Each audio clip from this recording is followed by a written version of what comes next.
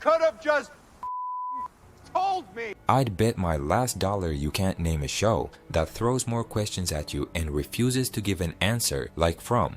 Just when you're busy trying to figure out what this town even is, bam, another mystery drops in your lap. It never stops. And that's exactly why this twist we're about to break down feels so different, because for once, it doesn't just add another question, it might actually explain everything.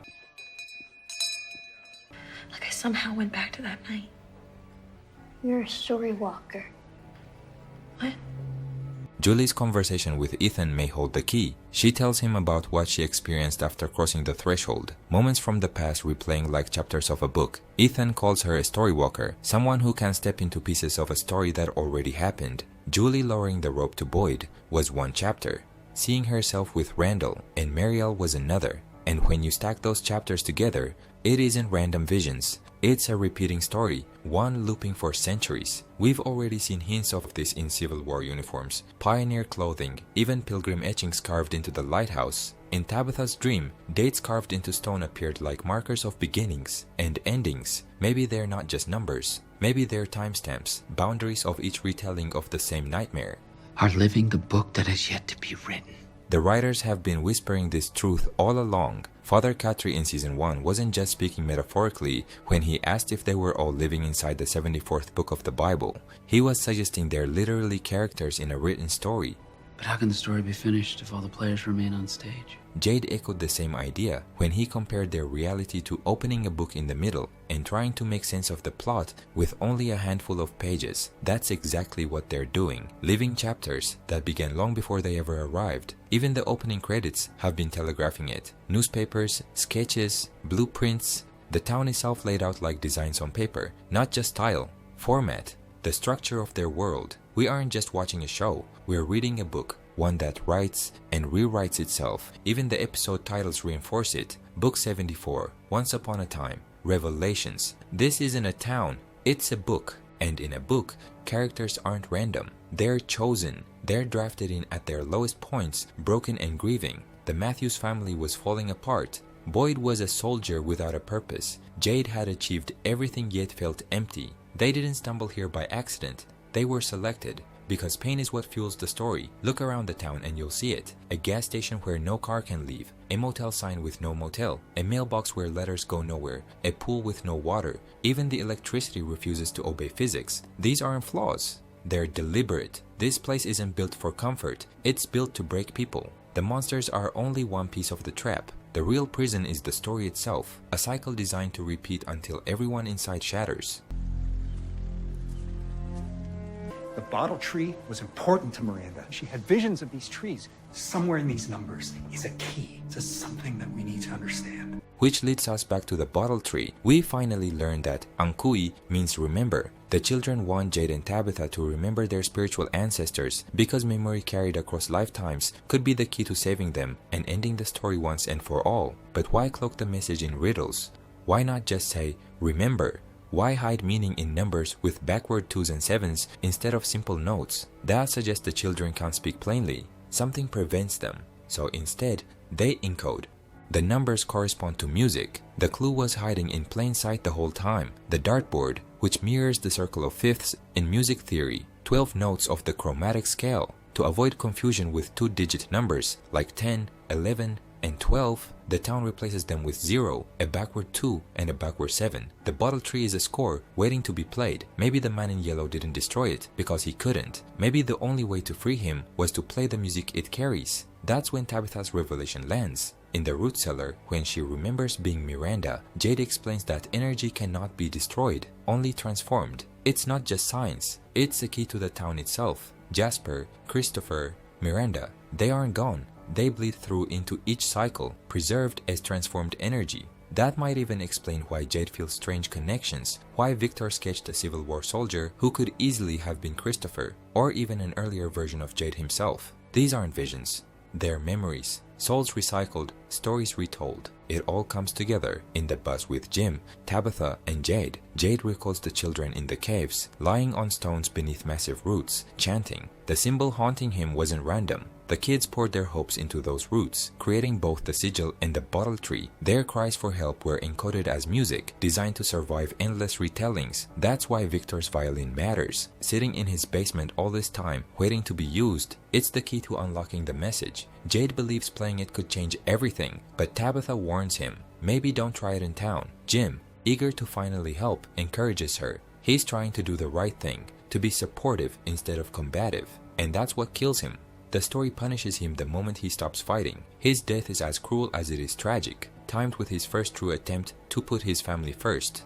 And then, when it seems things can't get darker, Julie screams. This Julie looks different. New clothes, hair undone, 3 bloody streaks across her face. She could be cut by a creature, or maybe she's toy walking again, stepping into another chapter. She tells Jim this is when it happens. Maybe she means his death.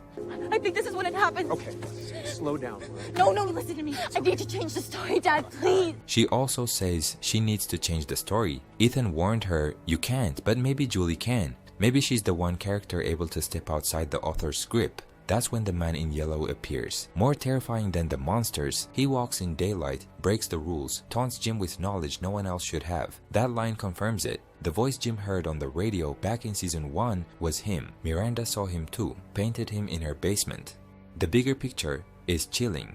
The town isn't random chaos, it's a battlefield. The man in yellow embodies evil. The boy in white, guiding Jade and Tabitha, seems to represent good. One offers immortality through sacrifice. The other whispers hope through memory. The settlers betrayed their children, sacrificing them in exchange for the promise of eternal life. Miranda and Christopher tried to resist, and the man in yellow twisted that failure into punishment, trapping them in the endless retelling. Now the rules are collapsing. Daylight used to mean safety, talisman protection, safe houses. None of it matters anymore if the man in yellow can simply appear at will. He isn't hiding behind the monsters anymore. He's taking direct control. And that's far more dangerous, because memory itself, the act of remembering, is more threatening to him than any weapon. So who is the good guy and the villain here? Let's start with the man in yellow. On the surface, he looks human. He's older, maybe in his 60s or 70s, wearing that tattered yellow jacket, but everything about him feels wrong. His veins bulge, his teeth are rotten, and his strength is inhuman. He ripped Jim apart in seconds. He isn't just another creature. He walks freely in daylight, something the monsters can't do.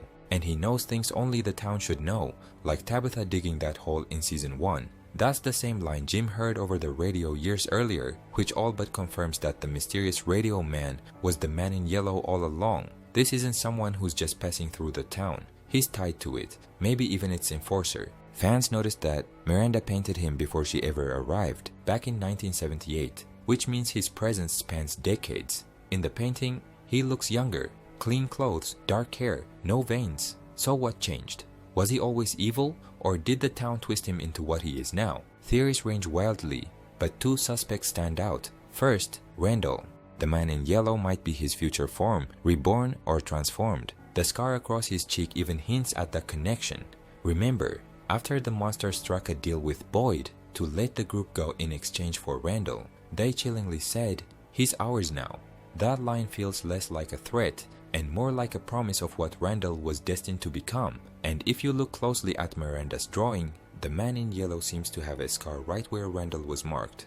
But then there's Ethan. He's always been linked to the color yellow, and his perspective often feels older and heavier to digest, like when they were searching for his mom and he told them they should just give up.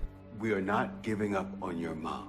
Maybe you should. That's not the voice of a child. It's the voice of someone carrying deep despair. And don't forget, back in season 1, the voices told Sarah to kill Ethan. That makes sense if the only way to stop the man in yellow is to kill him before he grows into who he's meant to become. Whether he's a reincarnated Randall, a corrupted Ethan, or something else entirely, one thing is clear. The man in yellow is tied to forbidden knowledge. When Jade played the melody from the bottle tree, the man in yellow appeared almost instantly, as if the act of remembering woke him up. His chilling line, knowledge comes with a cost, may be the show's biggest warning. Every truth uncovered doesn't set them free, it feeds him.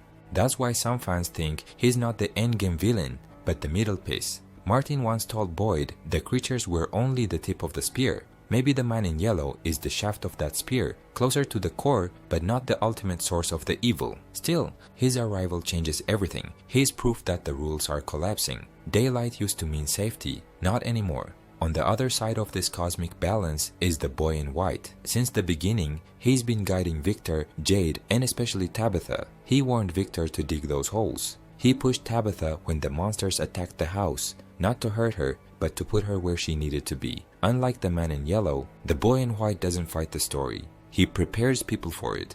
He nudges them towards survival. And that's where things get interesting. If this really is a book, then the characters can't change the story on their own. Only the author can write them becoming aware of it. That's why the boy in white doesn't directly stop anything. He can't rewrite the script. All he can do is prepare them, plant clues, and hope they remember when it matters. Ankui, remember. So maybe these two aren't just characters. Maybe they're archetypes, opposite forces in a cosmic chess game. The boy in white as creation, hope, and memory. The man in yellow as destruction, despair, and corruption. One whispers guidance, the other delivers punishment, and everyone in town is trapped as pawns between them.